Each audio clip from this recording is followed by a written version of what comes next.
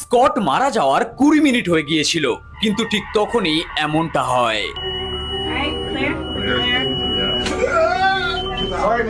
আর এর 3 দিন পর যখন স্কট তার 20 মিনিটের after death life experience share করে, যেখানে সে বলে কিভাবে তার আত্মা শরীর থেকে বেরিয়ে গিয়েছিল আর সে কি কি দেখেছিল।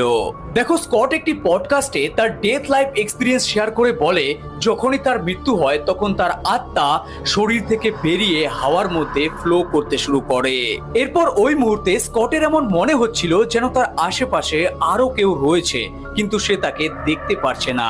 দেন সে আরো বলে সেদিন অপারেশন রুমে যাই হচ্ছিল সে সব কিছুই দেখতে পারছিল, যেমন ডক্টর নার্সরা তার ডেড বডি দেখে কিভাবে প্যানিক হচ্ছিল, কিভাবে ডক্টর পেপারের মধ্যে তাকে ডেথ ডিক্লেয়ার করে দিয়েছিল। এছাড়াও সে এটাও স্টেটমেন্ট দেয় যে ওই জায়গাটি অনেকটাই শান্তিপূর্ণ ছিল, না ওখানে আমার কোনো ভয় ছিল, না সময়ের কোনো